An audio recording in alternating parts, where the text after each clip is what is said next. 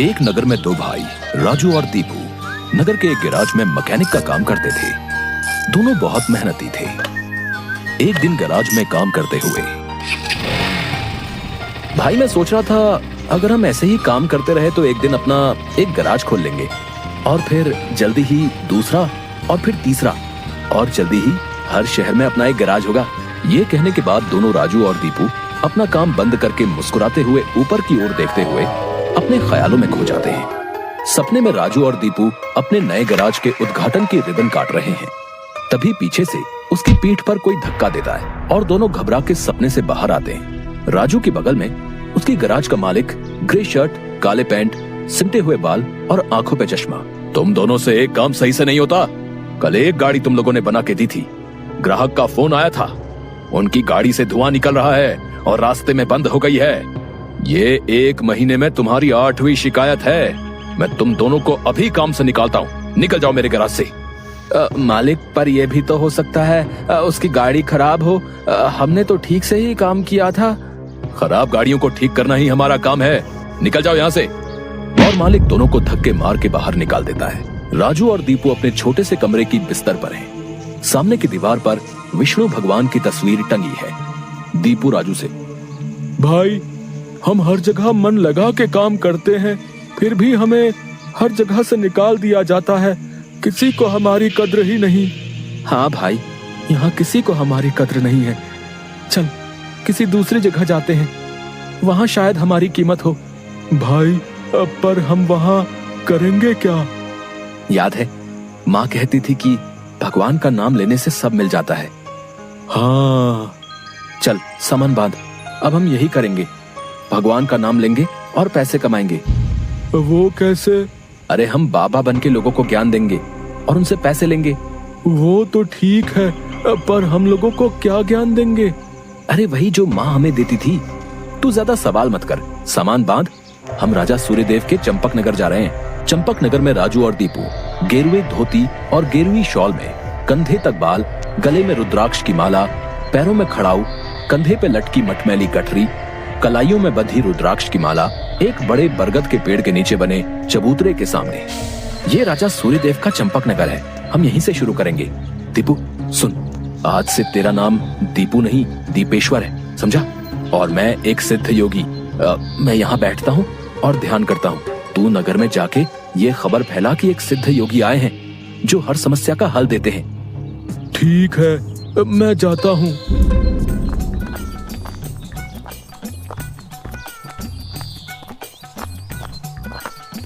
भाई हमारे सिद्ध बाबा जी के लिए कुछ दान दो। ये कौन से बाबा हैं और कहाँ हैं? बड़े सिद्ध बाबा हैं, उनके पास हर समस्या का हल है। नगर के बाहर जो बड़ा बरगद का पेड़ है ना, वहाँ ठहरे हुए हैं। अगर तुम्हें कोई समस्या हो तो उनसे जाके मिल लो, वो तुम्हें हल जरूर बताएंगे। पर हाँ, दान के लिए कुछ लेकर जरूर आना। हाँ, मैं जरूर आऊंगा। औरों को भी बता दो, पूरे नगर का भला हो जाएगा। जरूर बाबा जी, जरूर। राजू पेड़ के नीचे ध्यान में बैठा हुआ है और दीपू थैले में सामान लेके उसके पास जाता है। मैंने नगर में खबर फैला दी है, जल्दी ही लोग यहाँ आते होंगे। तुम तैयार रहो। मैं तो कब से तैयार हूँ, देखते हैं क्या होता है। राजू फिर से ध्यान में बैठ जाता है। तभी नगर के लोग वहाँ आने लगते हैं और हाथ जोड़ के नीचे बैठे हैं। बाबा, हमारा काम नहीं चल रहा, कृपा करें। आप जो भी दान के लिए लाए हैं बाबा के चरणों में रखें और बाबा से गुरु मंत्र लें। दुकानदार राजू के पास पैसे रखता है और हाथ जोड़कर खड़ा हो जाता है। राजू इशारे से दुकानदार को अपने पास बुलाता है और उसके कान में कहता है, श्री राम, हर बिक्री के समय मन में ये नाम का जाप करो, बिक्री बढ़ जाएगी। याद रहे, अपना ये मंत्र किसी को नहीं बताना, अपनी पत्नी को भी नहीं। जैसी आपकी आज्ञा बाबा जी। महाराज, आप राजकुमारी के लिए एक योग्य वर तलाश रहे थे। हमारे गांव में एक सिद्ध योगी आए हैं जो तेजवान हैं और राजकुमारी के लिए एकदम श्रेष्ठ हैं। गुरुदेव, मुझे आपके चयन पर पूरा विश्वास है, अगर आपने चुना है तो वो राजकुमारी के लिए अवश्य ही उत्तम होगा। सोने जवाहरात और अनेक उपहार लाओ। हम अभी उन महान योगी के पास जाएंगे और उनसे राजकुमारी से विवाह करने का आग्रह करेंगे। हे तपस्वी, मैंने आपके बारे में जो सुना था, आप उतने ही तेजस्वी हैं। मेरा आग्रह स्वीकार करें। राजू ध्यान से आंख खोलकर राजा को देखते हुए, जी महाराज, कहिए क्या परेशानी है आपको? मेरी इच्छा है कि आप मेरी पुत्री से विवाह करें और ये उपहार स्वीकार करें। राजू काफी देर तक उपहार में लाए सोने चांदी और अनेक वस्त्र और उपहारों को देखता है, फिर राजा की ओर मुड़ता है। महाराज, मैं तो एक सन्यासी हूँ, मुझे इन सब से क्या लेना? मुझे क्षमा करें, मैं आपकी बात नहीं मान सकता। दीपू चौंकते हुए राजू को देखता है। मैंने जो सुना था, आप उससे भी महान हैं। मुझे क्षमा करें यदि मैंने आपका अनादर किया हो। आप जब तक यहाँ हैं, मैं कोशिश करूंगा आपको कोई दिक्कत ना हो। और राजा सूर्यदेव को प्रणाम करके वापस चले जाते हैं। अरे राजू, ये क्या कर दिया तुमने? इतना अच्छा मौका हाथ से जाने दिया। अरे राज करते हम लोग। राज, तुम्हें ये क्या हो गया है? मैं यही सोच रहा था, लेकिन फिर मैंने सोचा कि इतने दिनों से ईश्वर का नाम लेते लेते इतना तो समझ आ गया है कि ईश्वर के नाम अमृत में ऐसा क्या है जो मीरा सारा राजसी ठाट छोड़कर वैरागन बन गई। क्यों प्रहलाद ने अपने पिता की इतनी यातनाएं सही? मुझे भी राम नाम का धन मिल गया है, जिसके आगे इस दुनिया का सारा धन फीका है। मुझे ये सब नहीं पता। हम यहाँ पैसे कमाने आए थे, ना कि साधु बनने। मैं चला, मैं अकेले ही सब संभाल लूंगा। तुम्हें जो ठीक लगे करो, पर अगर किसी मुसीबत में फंस जाओ, पूरी श्रद्धा से ईश्वर का नाम लेना, तुम्हारी मुसीबत दूर हो जाएगी। तुम्हारा दिमाग खराब हो गया है? इतनी आसानी से मुसीबत दूर होती तो सभी खुश होते। राजू बस उसे देखकर मुस्कुराता है और ध्यान में बैठ जाता है। दीपू अपनी पोटली उठा के गांव में चल देता है।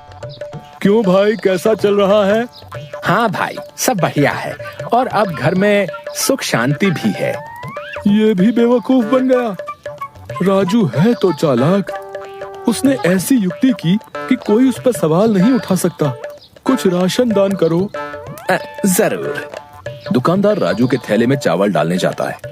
तभी दीपू, ये क्या दे रहे हो? इतनी मिठाइयाँ और मेवे तुम्हारी दुकान में है और तुम ये कच्चे चावल दे रहे हो? इनमें से कुछ दो।